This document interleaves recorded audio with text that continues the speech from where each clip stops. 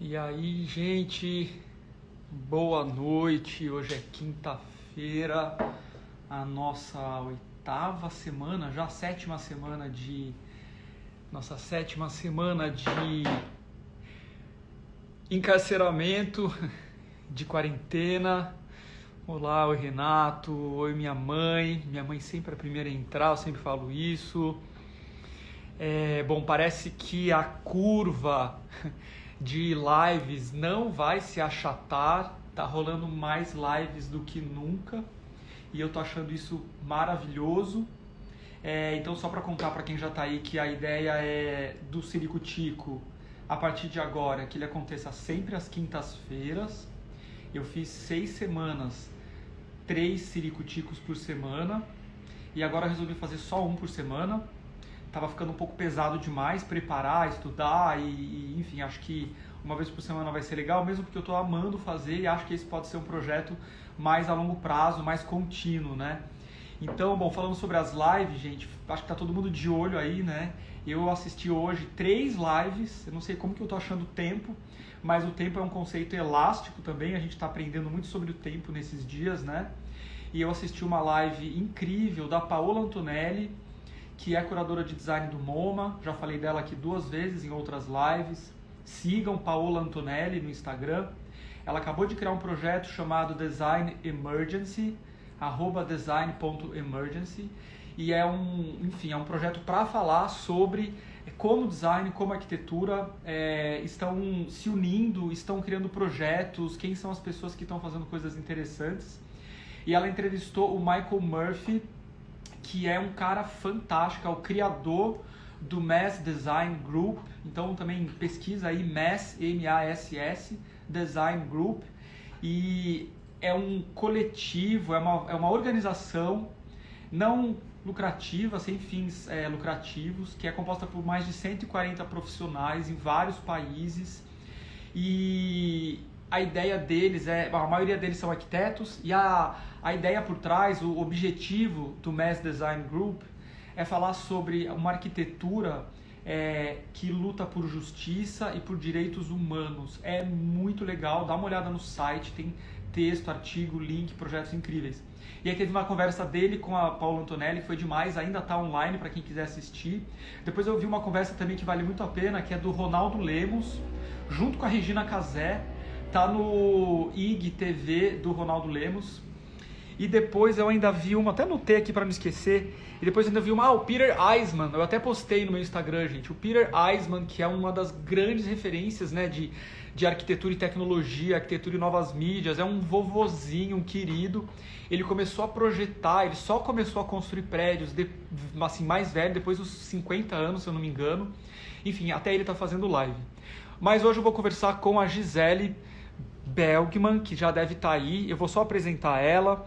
Bom, a Gisele, ela é incrível, ela é artista, ela é uma ativista, ela é professora livre docente da Faculdade de Arquitetura e Urbanismo da USP, da FAUSP. Ela foi editora da revista Select. Ela é professora convidada de várias escolas, ela escreve para várias revistas e ela é uma das pioneiras na arte e tecnologia no Brasil. Eu sou muito fã, ela é uma das minhas maiores referências aqui no Brasil e eu estou super feliz de conversar com ela. Deixa eu clicar aqui. Ah, meu Deus, aqui. Gisele, solicitação adicional. E a Gisele, bom, o último livro dela é o Memória da Amnésia, Políticas do Esquecimento, que foi publicado em janeiro de 2019 pelo SESC. Olha ela aí. E aí, Gisele? Aí, Guto, Que bom te ver. incrível. Você chega, é uma usina de referências, né? Ah, 3 minutos, o Guto já dá uma geral, até o Peter Eisman já entrou nas lives.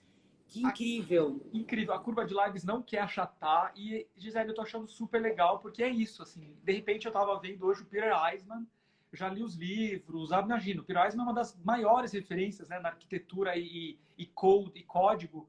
E ele tava lá, vovozinho, incrível, cheio de energia, fazendo uma live super informal.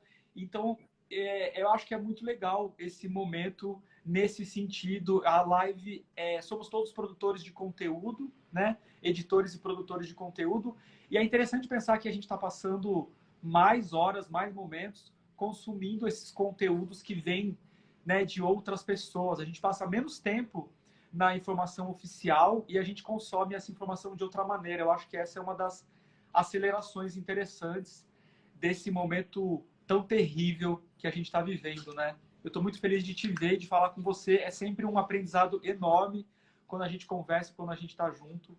Então, estou É muito sempre feliz. recíproco.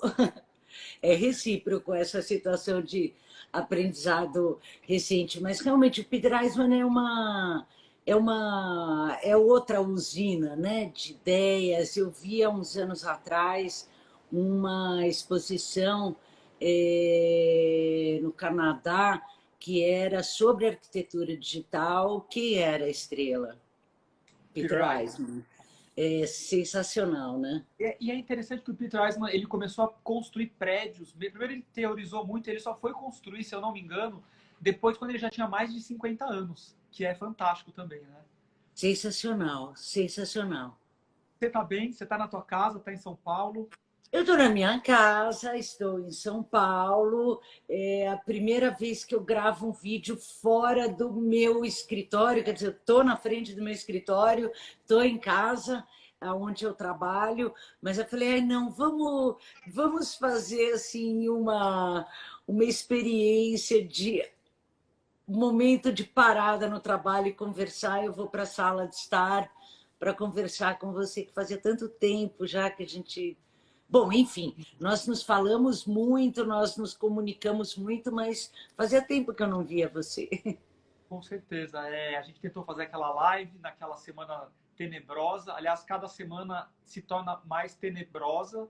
Aquele dia que a gente ia fazer a live foi o dia que o Moro caiu, né? Então a gente viu que não fazia muito sentido a gente conversar, porque tinham coisas muito mais importantes. Mas o que tem me deixado muito triste, eu nem acho que nem vamos explorar muito esse assunto, mas o que tem me deixado muito, muito, muito incomodado essas últimas semanas tá caindo fichas e tá me dando conta que o Bolsonaro, ele é o de menos. O que me assusta mais é o bolsonarismo, né? O Bolsonaro vai cair, pode cair, como tudo indica, porque é um genocida, um maluco, um cara com uma absoluta falta de empatia, né, de racionalidade, um louco. Ele vai ter que sair, ele vai cair em algum momento. Mas o que tem me assustado essas últimas semanas é esse bolsonarismo, né, Gisele? Que é uma coisa tenebrosa, terrível e tá na nossa porta, né? É o nosso vizinho, é um membro da família. Eu tenho pessoas na minha família que acreditam de verdade acreditam em todas essas loucuras, acreditam que é uma invenção da China, que é tudo uma grande mentira, que a Globo está fazendo um complô para derrubar o Bolsonaro. E aí eu moro aqui em frente à Paulista, eu acompanho a quantidade de carro buzinando, passando com bandeira, as pequenas manifestações, são pequenas em números, mas fazem muito barulho. E é assustador, assim, né? Isso tem me deixado bem incomodado essas últimas semanas. Não, isso eu não tenho como discordar. O mais assustador de tudo são as pessoas que endossam essas insanidades. Eu outro dia vi, já faz umas 2 semanas, o André Trigueiro, que é um jornalista que eu tenho assim, maior admiração, comentando na Globo News uma dessas pesquisas sobre apoio, popularidade do presidente, e aí falavam que só 30% continuam apoiando. E falou, olha, é de uma inconsequência danada falar só 30%. Num país como o Brasil, de quantos milhões de pessoas você está falando quando você está falando nesses 30% que estão atualmente ameaçando a nossa vida, porque eles se recusam a obedecer às regras do isolamento social, que com todos os seus custos afetivos e para grande parte da população também econômicos e sociais, o desemprego galopando no mundo inteiro, mas mesmo assim as pessoas, de uma forma geral, se solidarizando, porque sabem que ficar em casa não é só cuidar de si, é cuidar do outro. E aí, se você diz que tem 30% de pessoas que estão contra a única medida, até agora, efetiva de controle da propagação da pandemia, você diz que você está sendo ameaçado de morte por milhões e milhões de outras pessoas. Muito grave.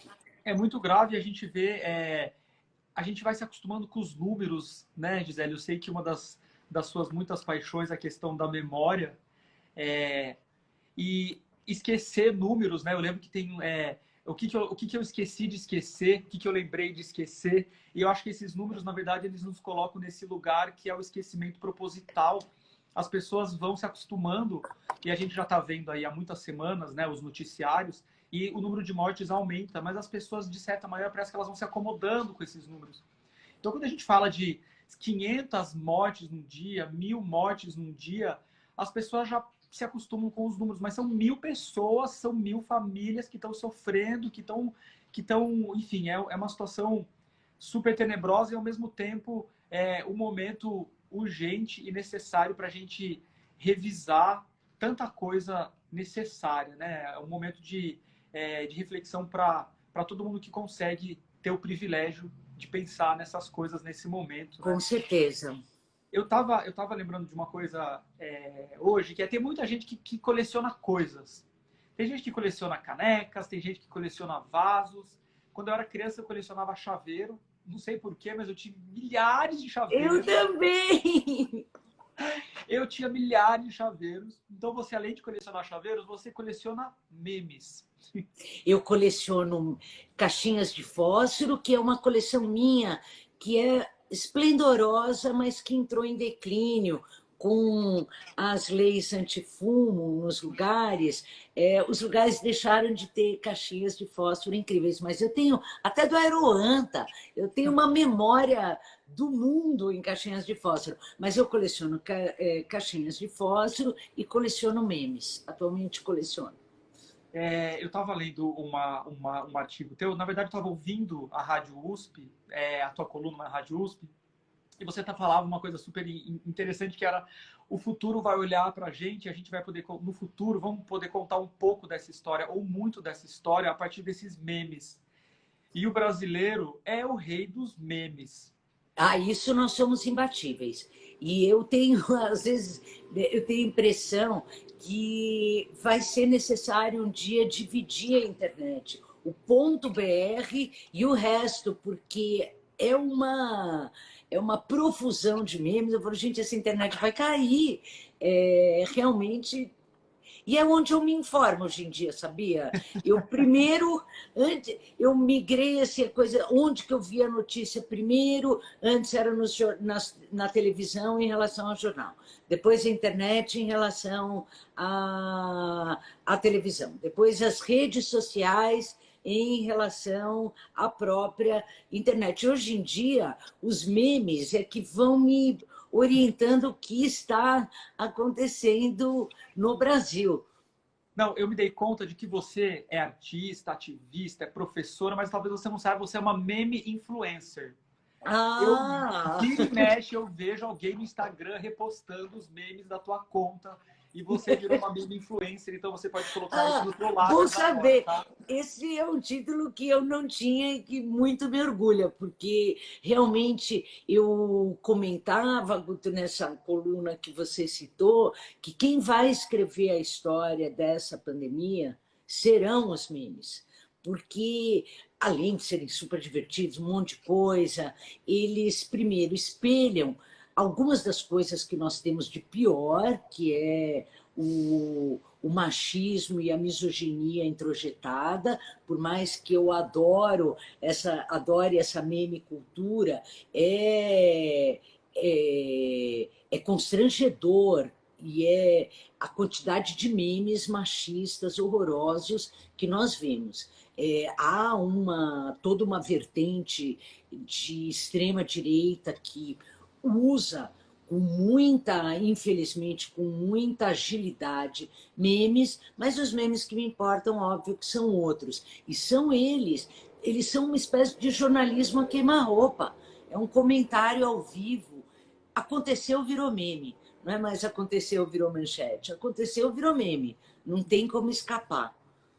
E os bolsomemes, né? Esse louco e essa família absurda no comando do país e todos esses políticos e líderes, eles dão muito pano para manga. É muito, a gente pensa em meme só para dar risada, mas na verdade é muito triste, é muito É tenebroso. muito triste, é muito triste. A Ivana Bentes, que minha amiga queridíssima, mas que não é por isso que ela é importante, mas que é uma grande pensadora da comunicação, pró-reitora hoje em dia da UFRJ, também ativista, ela fala que nós temos hoje em dia um presidente meme, um meme presidente. É uma triste realidade, mas nós temos. É Só muito se triste. equipara ao Donald Trump. Olha só que... Pois é, a gente está bem, né?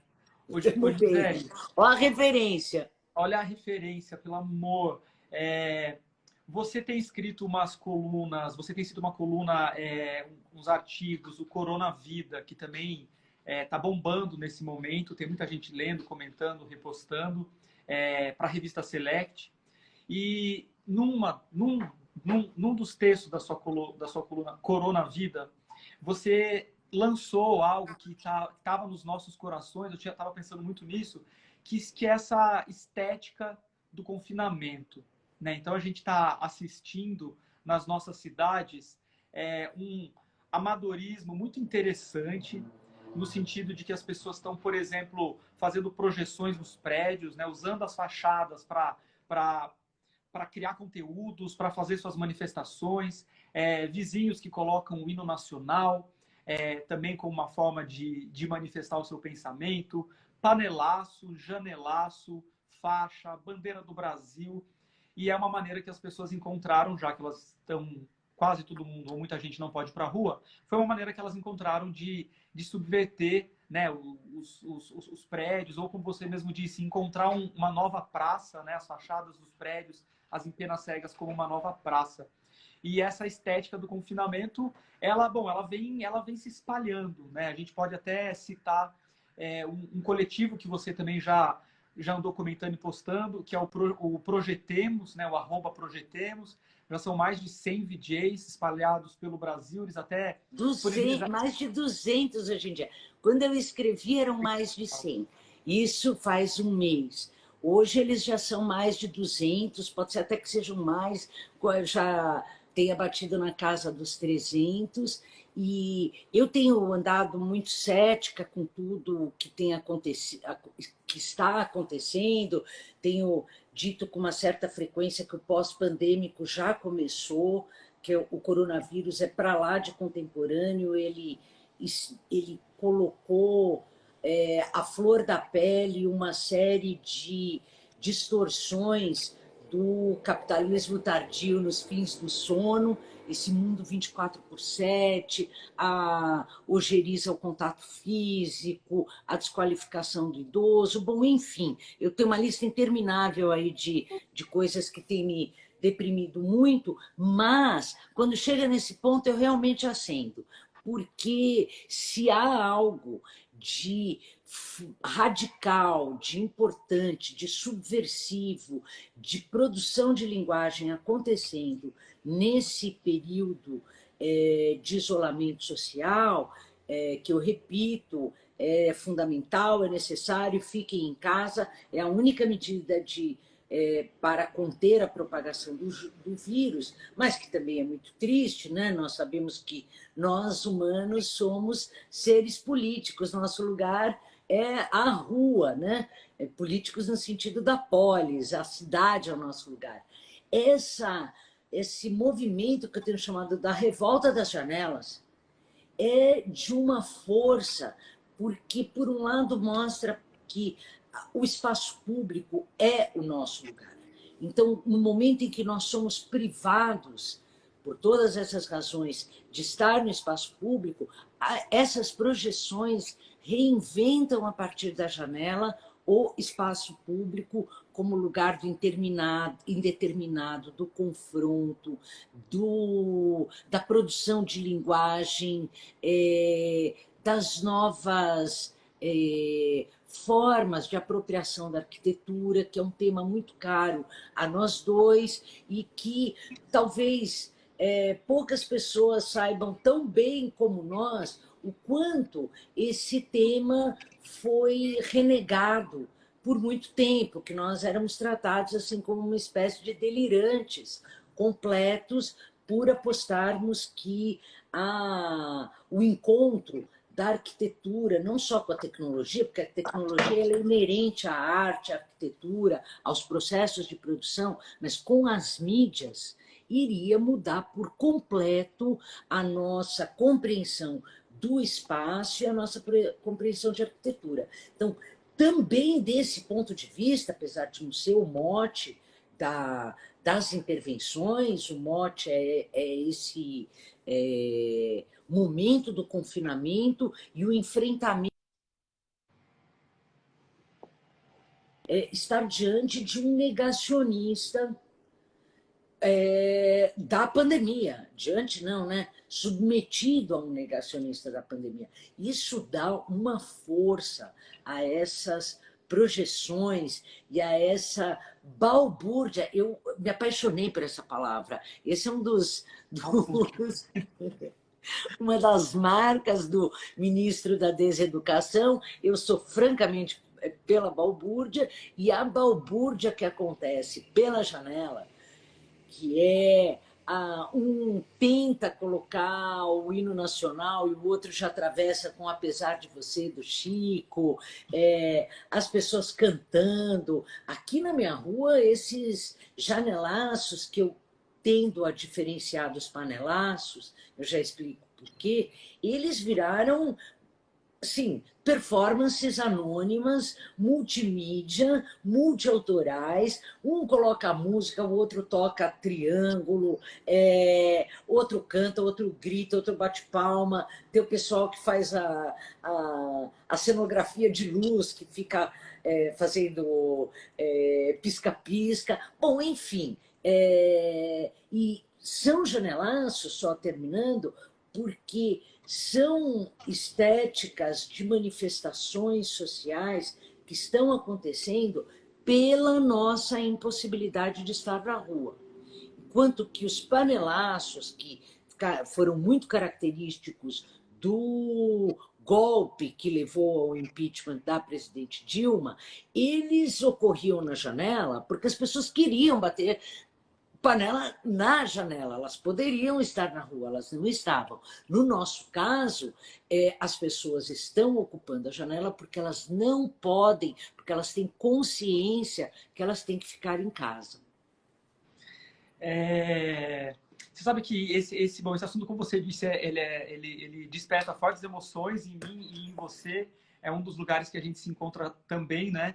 E eu sempre acreditei que São Paulo poderia ser, deveria ser, e agora eu acho que é a prova de que ela é pioneira em transformar a arquitetura nesses envelopes comunicantes, né? A arquitetura, ela pode informar. Eu acredito e sempre defendi de que talvez a superfície dos prédios, a superfície da cidade, seja a maneira mais democrática da gente informar. Muito mais do que a televisão, muito mais do que o jornal. O prédio está no meio da rua, a cidade é o meu caminho, né? Então, sempre me apaixonei muito, sempre achei muito fascinante essa oportunidade que a gente teria de integrar nas fachadas, né, junto com tijolo, vidro, concreto, essa outra instância digital. Falar de sensores, LED, microcontroladores, né, para construir essa arquitetura híbrida. E o que a gente está vendo, como você bem disse, é muito desse espírito hacker, que tem muito a ver com o espírito que é muito nosso, que é muito da nossa cultura, que é transformar algo que é ordinário em extraordinário, né? A cultura do improviso, a cultura do gato, né? Então, muito do que a gente está vendo nos prédios, e eu achei super bacana, porque lá no Projeteiros tem até uma cartilha que eles ensinam como pegar um projetor velho, né, e você colocar na parede e na verdade o que a gente está assistindo, eu acho que é essa aceleração desse mesmo conceito, porque a gente sabe que a arquitetura de São Paulo, na sua grande maioria, eu diria até que 99% da arquitetura de São Paulo é muito ruim. não dá para a gente demolir, não tem grana, não é sustentável, não dá para demolir e construir um prédio novo. Tem poucos espaços para a gente fazer novos prédios. Não vai ter grana, a gente está entrando numa crise muito longa e que vai refletir pra caramba, né? Entre nós, arquitetos, designers, que desenhamos coisas na rua. Por outro lado, eu acho que existe uma oportunidade grande da gente ler essa possibilidade de criar projetos para hackear a cidade, hackear as fachadas, hackear os espaços vazios. Eu acho que isso pode ser realmente uma coisa muito grande pós-pandemia. Eu acho que eu concordo com você, Guto. Você tem já uma história, né, nesse processo de hackeamento da arquitetura e de uma maneira, você sabe, eu já escrevi sobre isso, até na minha tese de livre docência, e não só em artigos. Você tem uma capacidade não só de teorizar sobre esse hackeamento, fazer esse hackeamento, mas ter uma conduta hacker mesmo, né? Porque é um tipo de arquitetura que você faz aberta para ser apropriada. Eu nunca vou me esquecer, assim, bom, imagino que várias pessoas aqui que estão nos assistindo sabem, mas mesmo as pessoas que conhecem muitas vezes ignoram aquela intervenção sua na fachada do WZ Hotel, na Avenida Rebouças, não é apenas uma fachada iluminada, que muita gente gosta, fala, nossa, que incrível, o prédio vai mudando de cor. Na verdade, esse prédio ele tem placas com sensores e ele é um farol dos índices de poluição da cidade.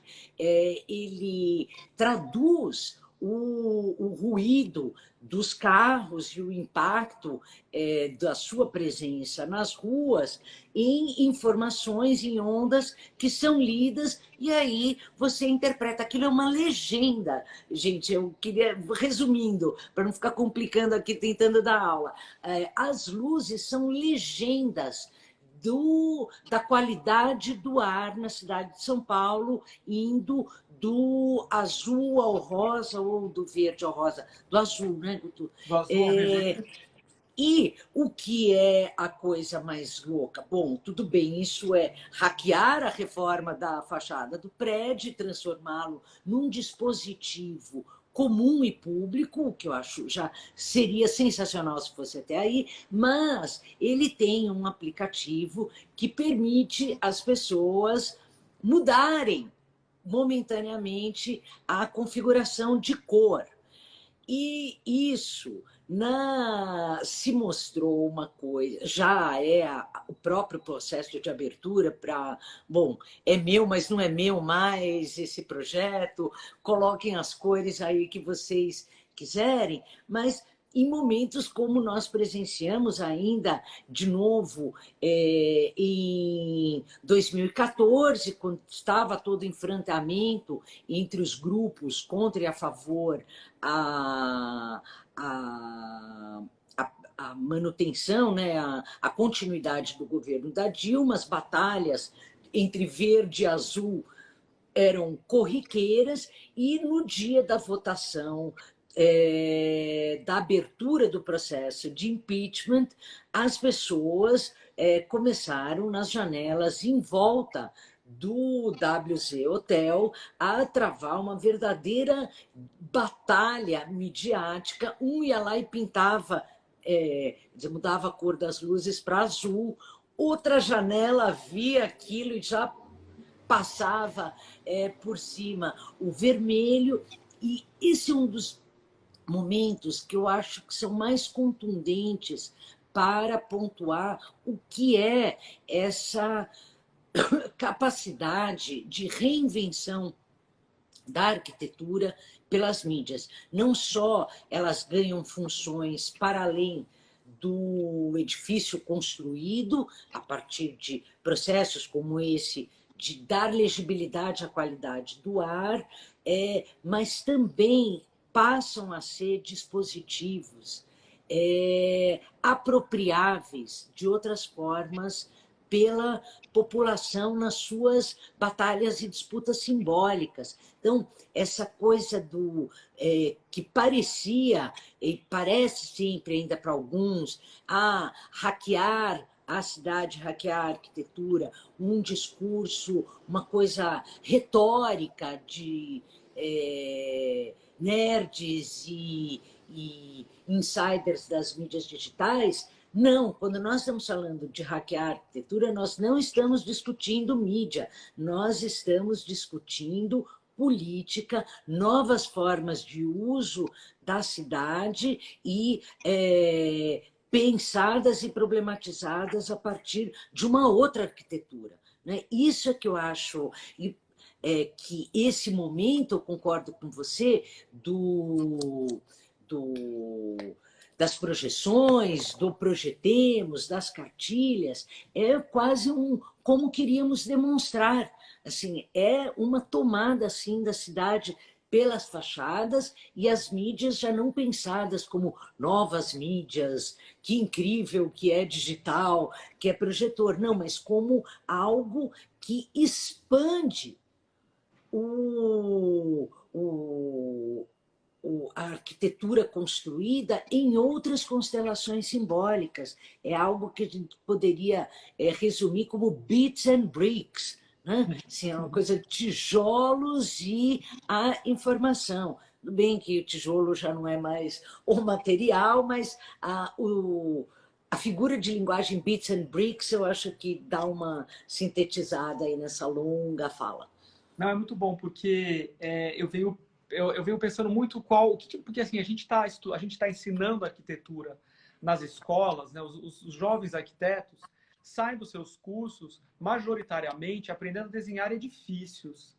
Mas muito dificilmente a maioria vai desenhar um edifício. A grande maioria vai fazer várias outras coisas. E eu acredito demais digamos assim, nessa nova área de atuação do arquiteto, que é hackear essas arquiteturas, hackear a cidade. E o que eu mais gosto disso, que tem, assim, complementando o que você falou, eu acho muito fascinante essa possibilidade que é ampliada pelas novas tecnologias, da gente pensar a arquitetura como um sistema e que a gente pode disponibilizar mais maneiras do nosso futuro morador, do futuro usuário, do nosso cliente, de ser um pouquinho mais criativo, né? Dele também poder co-criar essa arquitetura, né? Tem me interessado muito, por exemplo, sistemas pré-fabricados. A gente está vendo muito inovação em CLT, que são essas construções em madeira, e piro na possibilidade da gente poder, nesse futuro próximo, isso já está acontecendo, na verdade, a gente poder desenhar as interfaces gráficas amigáveis para que uma pessoa comum possa desenhar, né, ou possa construir a sua própria arquitetura, o seu próprio prédio, o seu próprio apartamento. E eu fiquei muito fascinado quando o projeto que eu fiz para Rebouças, que eu chamava de arquitetura hackeada, foi hackeado. Né? Então, assim, hackearam a arquitetura hackeada. E aí cai essas fichas. Né? Eu falei, é sensacional a gente pensar menos na forma final, menos na solução final e mais nesse grid que permite que as pessoas interajam. Né? Eu sei que isso é muito a essência do que te instiga também, né? Menos a mídia em si e mais essa abertura de poder construir essas interfaces para que o público final possa interagir, possa negociar, possa customizar. Né? E eu acho que isso é muito um caminho rico para a arquitetura e que infelizmente é pouco ensinado nas escolas. Guto, tem uma coisa, a educação como um todo, ela tem que ser reinventada no sentido das linguagens digitais. É muito comum as pessoas me perguntarem, mas você acha que no futuro todos serão programadores? A gente tem que aprender a programar? Fala, não, pera. Sim, vai ser muito chato o dia que todos forem artistas, todos forem fotógrafos, todos forem programadores, porque a diversidade enriquece. Mas um letramento digital é fundamental que a escola incorpore. E o que eu chamo de letramento digital? Quando nós éramos crianças, e apesar da nossa diferença de idade, mas isso não mudou, infelizmente, fomos introduzidos à língua portuguesa na escola. As nossas professoras não tinham, provavelmente, ilusão que com aquilo nós nos tornaríamos potencialmente um Machado de Assis ou um Euclides da Cunha, mas elas tinham certeza, e nisso elas estavam corretas, que com aquele mínimo controle desse vocabulário, dessa arquitetura de pensamento que é a língua, de formas de significar e dar significado ao mundo, nós teríamos condição de, pelo menos, diferenciar uma bula de remédio de uma página do Machado de Assis. Isso não ocorre no mundo digital. Não só nós vemos assim absurdos e trucagens de todas as formas, como isso é tratado como um mundo inacessível, ou de maneira ainda pior, como aquela área desprezível dos caras da programação. Não existe isso mais. A área da programação, que é o que põe a mão na massa e os que pensam. Ou nós fazemos os projetos juntos, ou eles dão totalmente errado.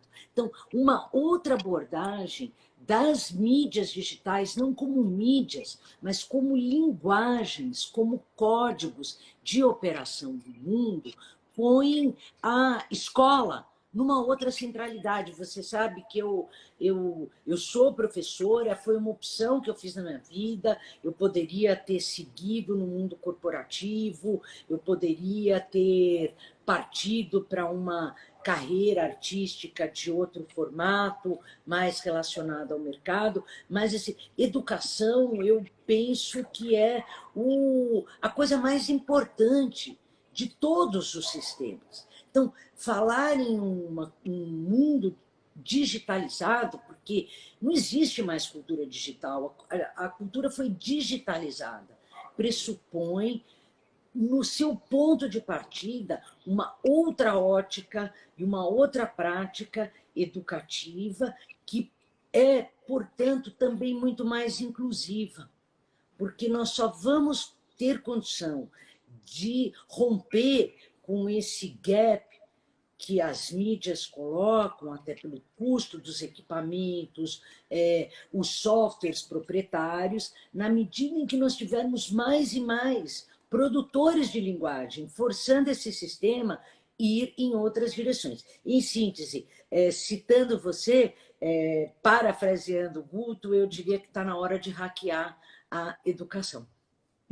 Hackear a educação, hackear a política, né? Não dá para esperar. A política não está dando mais, gente. Eu tenho defendido muito o ensino de programação nas escolas de arquitetura, mas acho que o ensino de programação deveria ser no ensino fundamental. Eu acho que, como você diz, não precisamos ser programadores, porém, programação é uma linguagem, né? Se a gente souber... Precisa saber ler.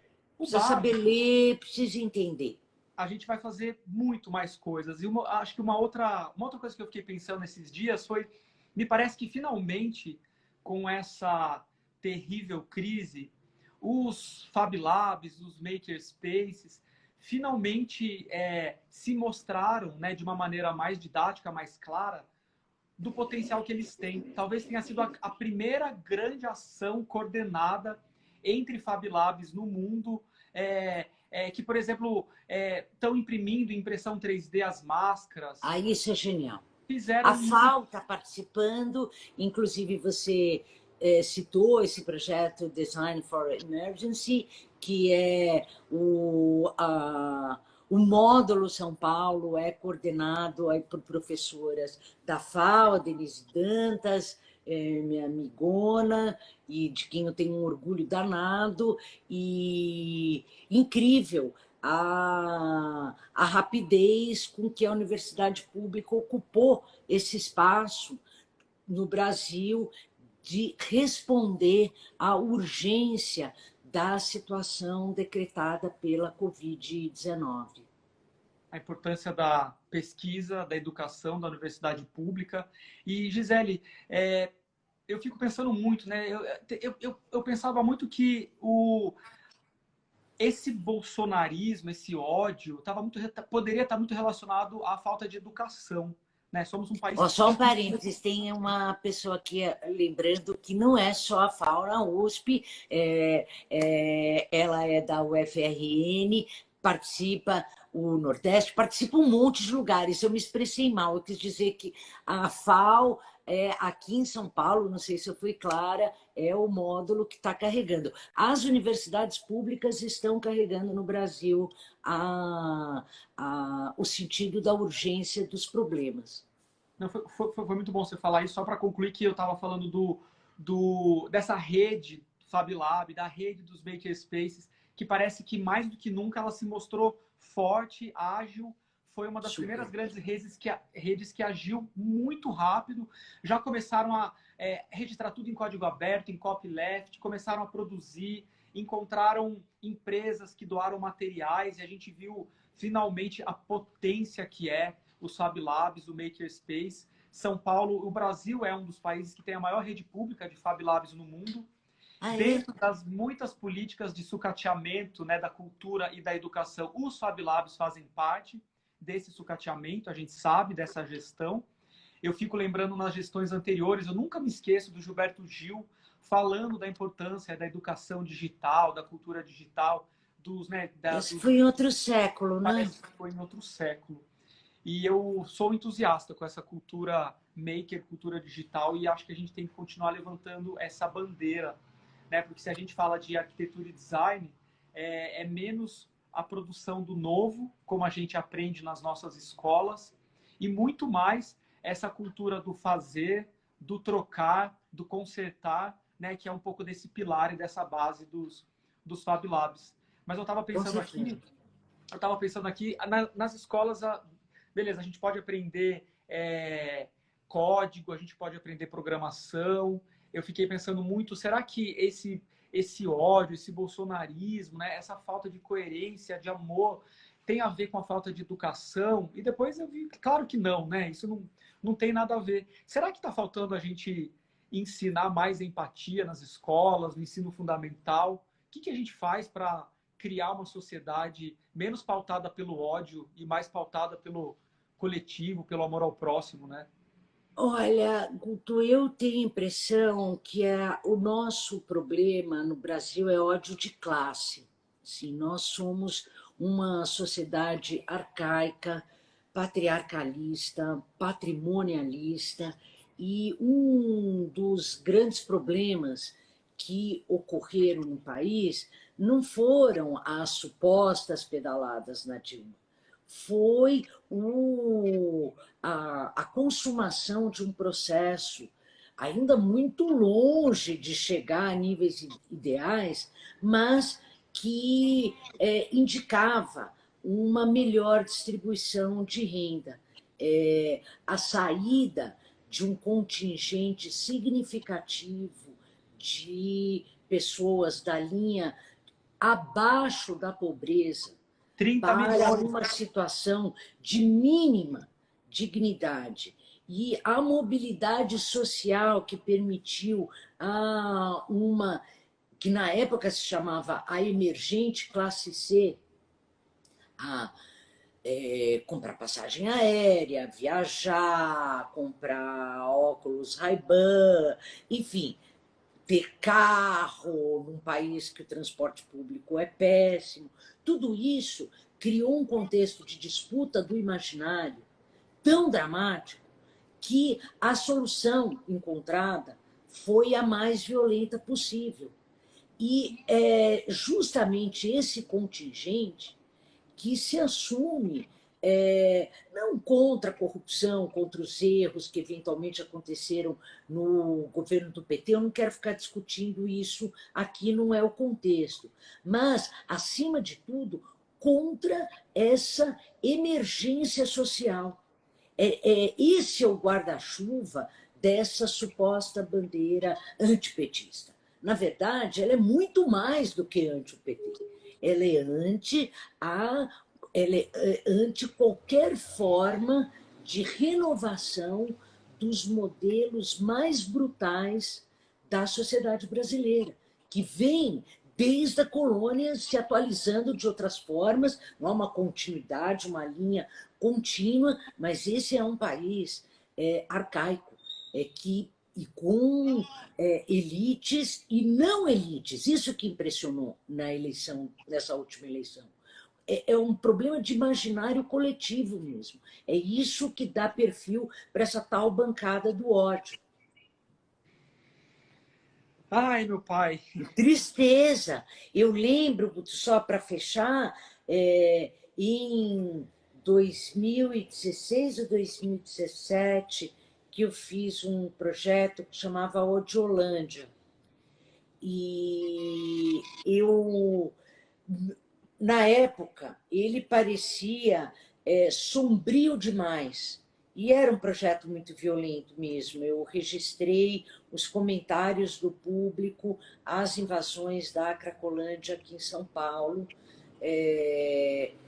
E os comentários eram delirantemente não só a favor de resolver o problema da dependência pela força, mas eram apelos explícitos: tem que mandar para campo de concentração, tem que matar todo mundo. Bom, era uma coisa horrorosa, e isso, 1 ano e meio, 2 anos depois, se dissolveu numa lógica coletiva. Quer dizer, o que me assusta naquele trabalho de Holândia é que ele era premonitório de uma postura social, ideológica e cultural que já estava aí, e eu não sei como nós tratávamos como uma dissidência a mais.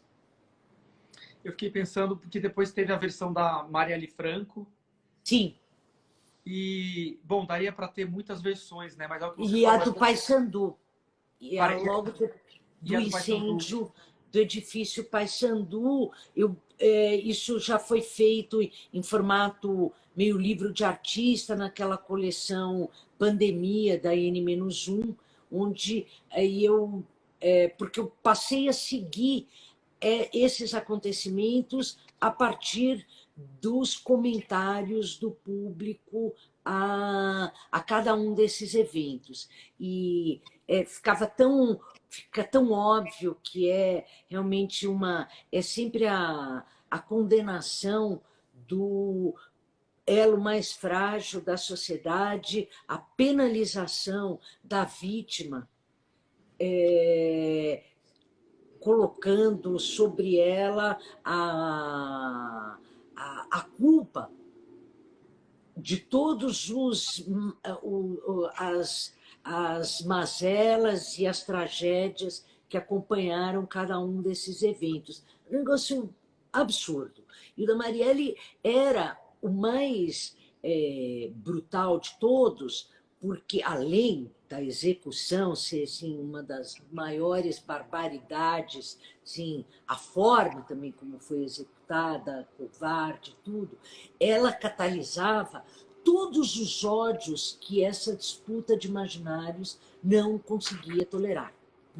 Ela era a moça que saiu da favela, foi para a universidade, fez mestrado, ganhou a eleição, ou seja, ela incorporava essa mobilidade social que foi muito importante, que não é só material, é cultural e simbólica. Era gay, era negra, então é tudo que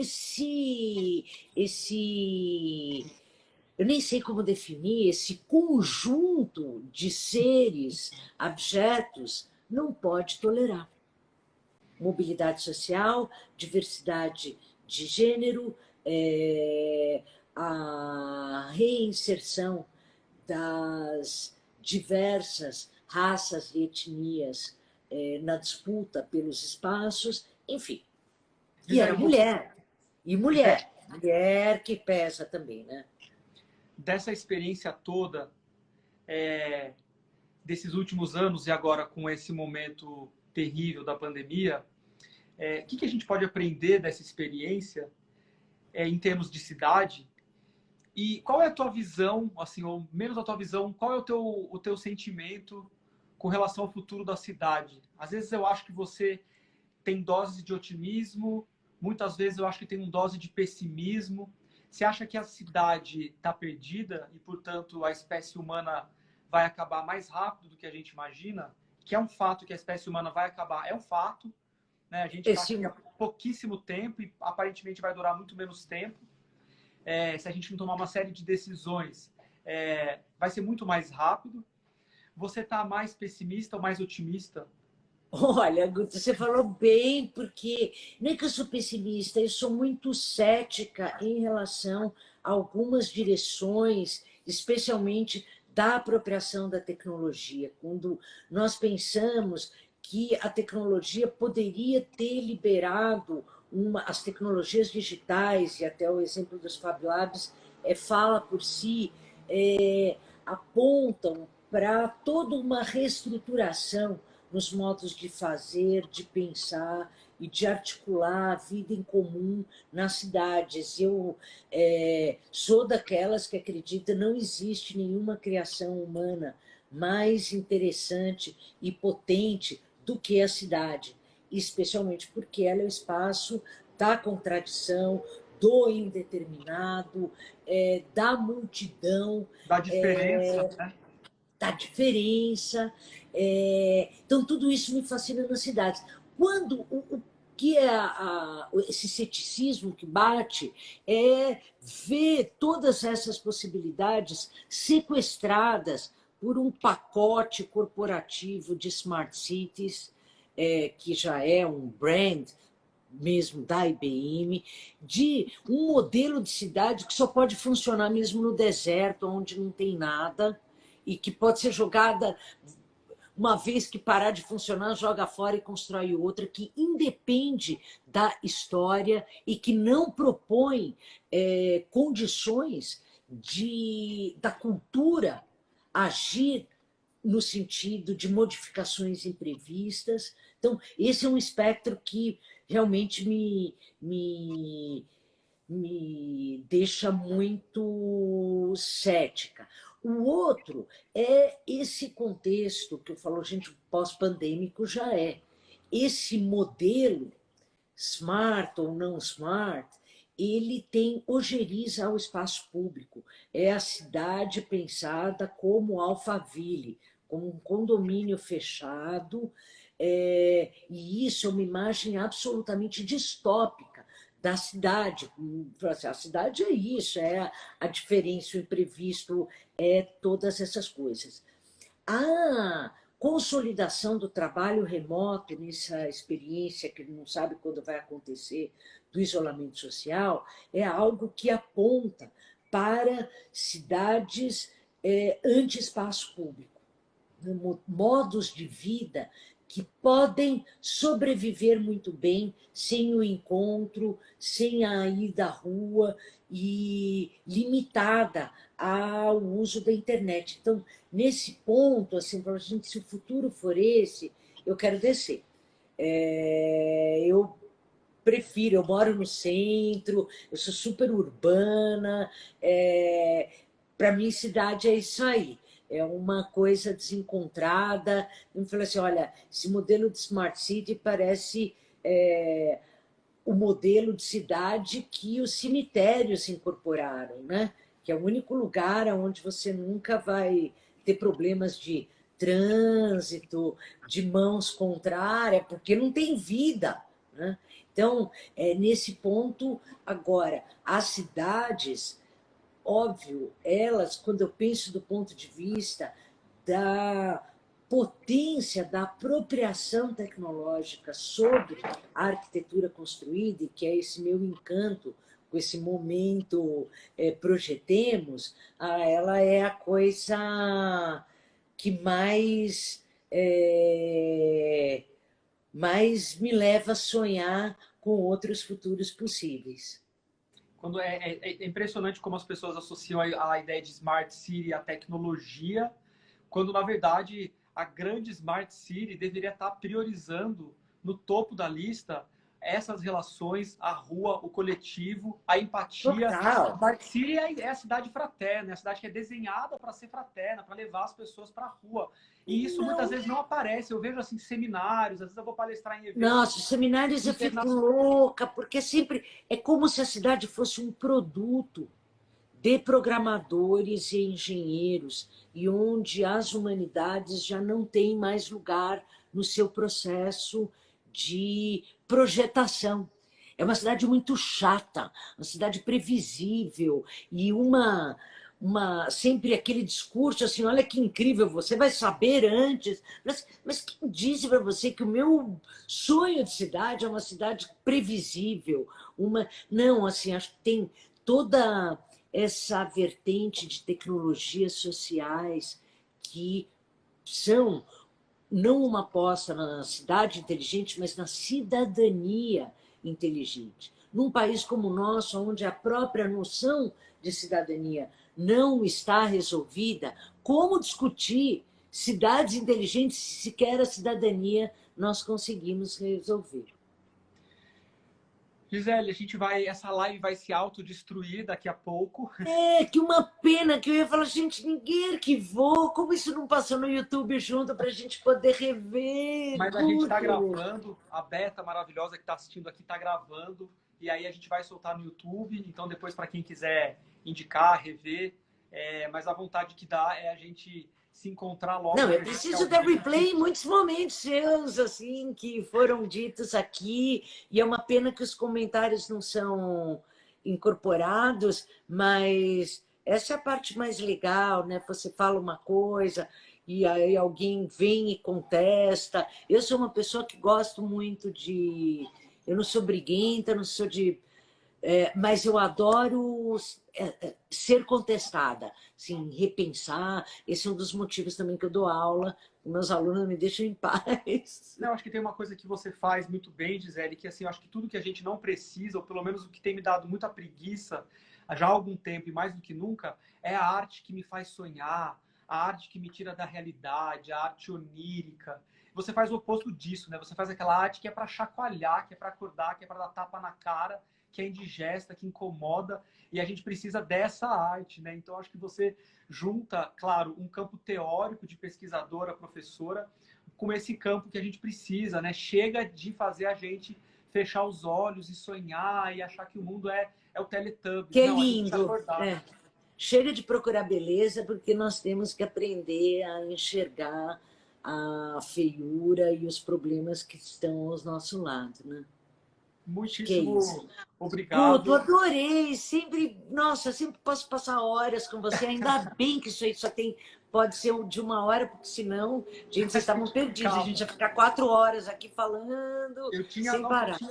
Eu tinha desenhado mais um monte de coisa, de pauta para a gente conversar, mas o gostoso quando a live vai assim, flui, é porque ela acontece de uma maneira tão natural e eu não vejo a hora da gente poder se encontrar presencialmente, seguir as nossas conversas, as nossas lutas. Você é uma inspiração. Eu espero que os arquitetos que nos assistem, os designers, enfim, todo mundo que assiste, possa cada vez mais comprar suas lutas, propósitos, valores, porque mais do que nunca, se a gente quiser de novo, né, sobreviver nesse planeta tão louco, essa é mais do que nunca essa hora, né? Nós privilegiados que estamos aqui, né, nas nossas casas, com os nossos telefones seguros e quietinhos aqui, né? É isso. Obrigado, isso, Guto. Olha, tudo que você falou, igual, idem, total, copiando, citando Guto Requena, é o que eu acho dele, gente. Maravilhoso. Obrigado, Gisele. Então, só para aproveitar, quinta-feira que vem é o próximo Ciricutico e eu vou conversar com o Gustavo Cedrone do Metro, que vai ser muito legal, muito massa. Um beijão. Obrigado, Gisele. Beijão, gente, para todos. Tchau. Tchau.